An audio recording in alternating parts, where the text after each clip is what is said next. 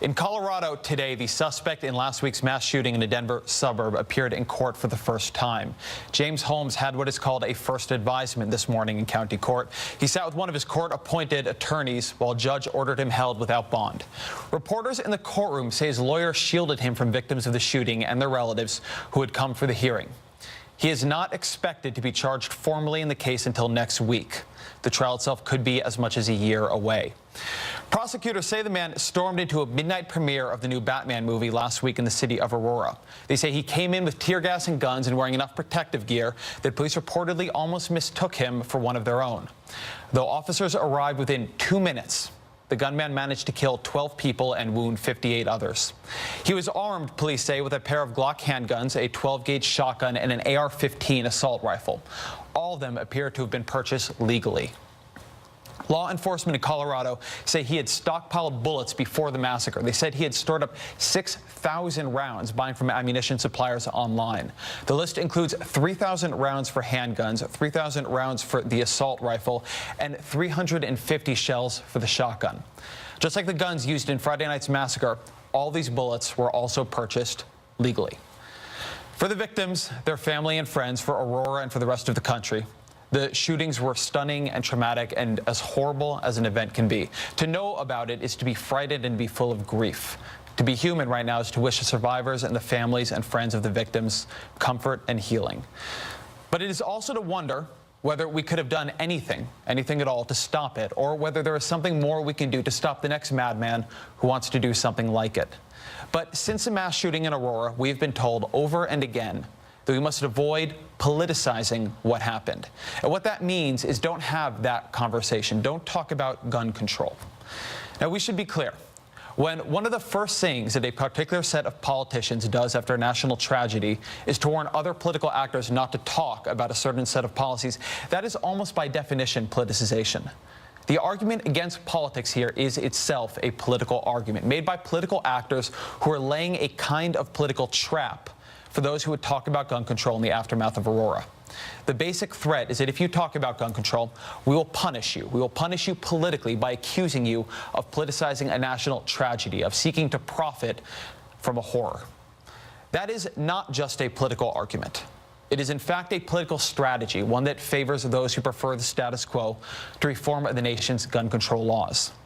Max Reed, a writer at Gawker, had, I think, the right take on this whole argument about politicization. He wrote, quote, James Holmes did not materialize in a movie theater in Aurora that morning, free of any relationship to law and authority and the structures of power in this country.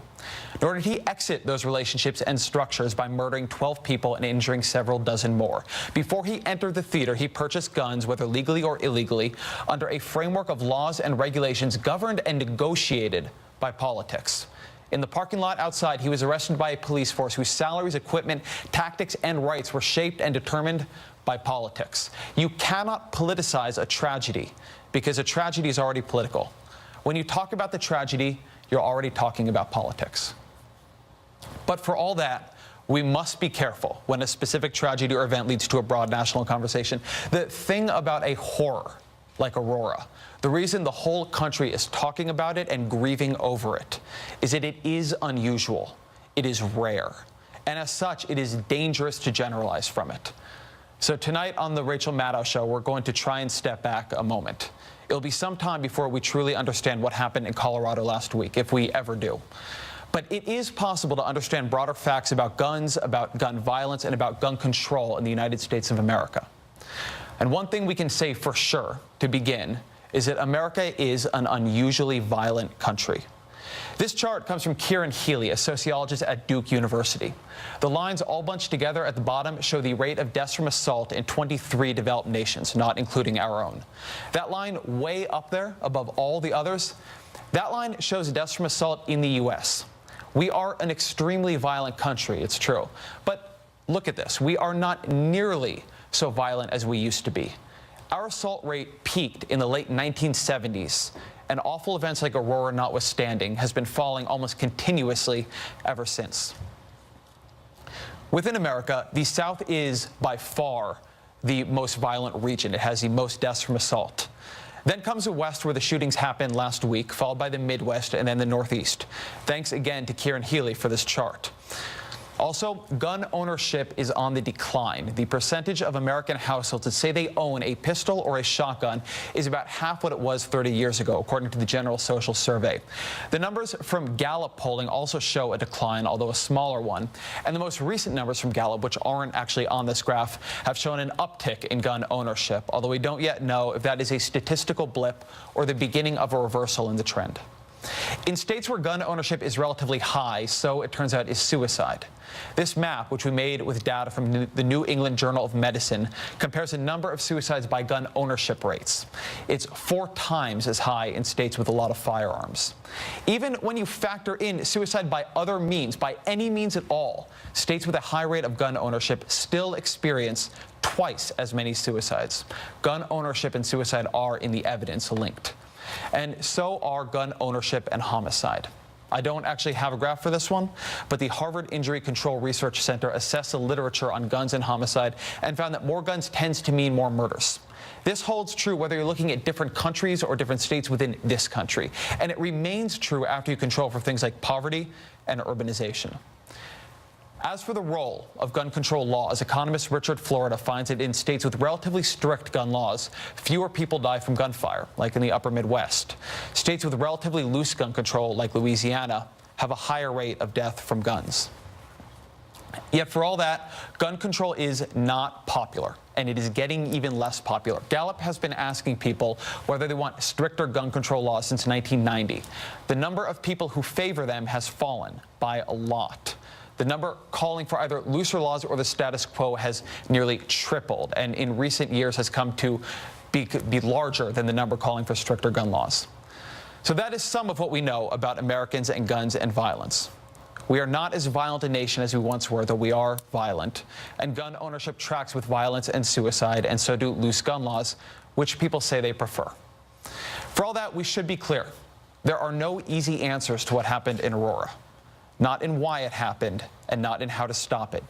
James Holmes had no criminal record, so it would be difficult to deny him weaponry under any gun control regime at all.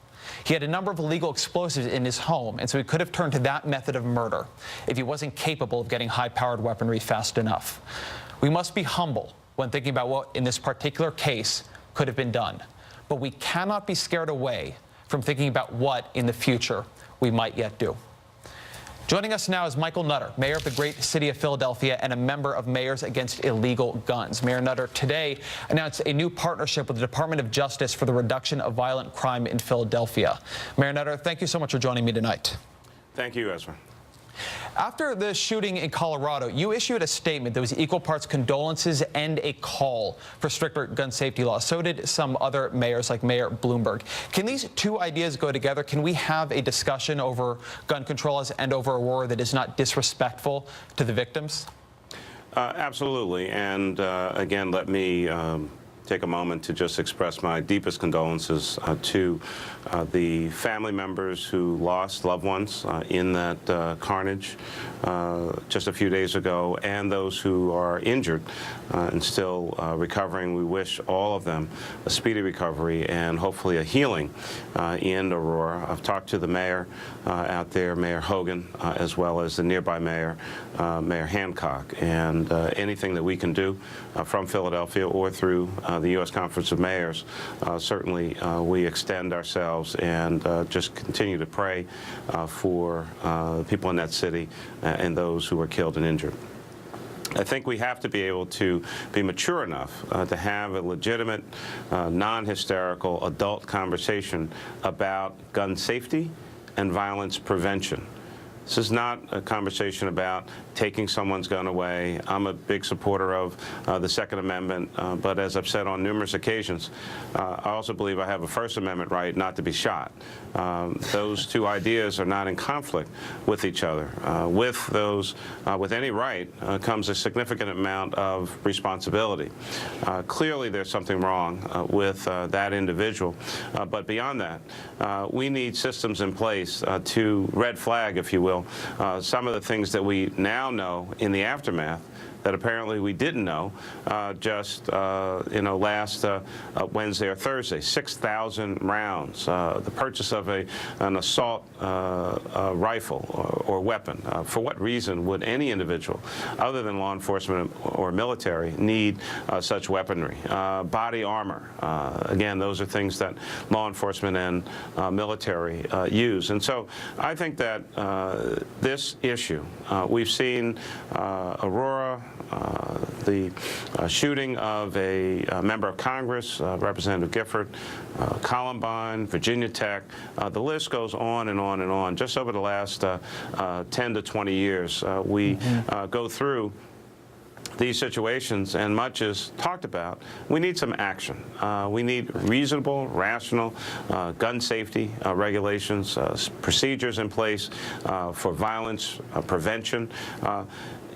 You said earlier that you almost can't have a discussion and it becomes political. Well, no one thought that in the aftermath of 9/11. Now, we did a lot of things after 9/11, 11 years ago. We created a whole new federal agency called the Department of Homeland Security, as well as the TSA. Billions of dollars have been spent to make sure that we're safe as we fly. Nobody said that airplanes were not going to go up in the sky. No one said that people couldn't ride. But we put in extraordinary measures to red flag and act as preventive measures to ensure airline safety and that everyone would be safe. Well, we need the same thing, quite honestly, on the streets of America, in our cities and metro areas all across the country. Mayor, I've been struck by the difference between mayors of cities like you and Michael Bloomberg and the other members of your organization who've been aggressive in trying to talk about gun safety and gun control, and national politicians like Mitt Romney and President Obama who've backed away from such talk entirely. What is different on the local level that accounts for the different political approaches we're seeing?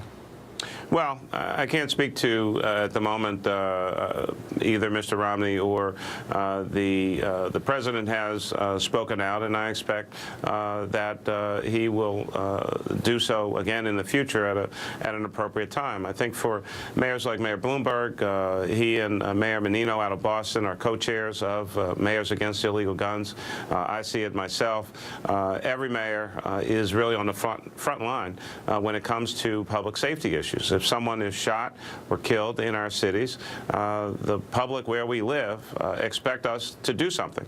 And so that's why you're hearing a great deal from the mayors. We have a duty and responsibility on the ground to try to solve these issues, prevent tragedy, and we certainly need additional help and resources. Michael Nutter, Mayor of the great city of Philadelphia, thank you so much for your time tonight. Thank you.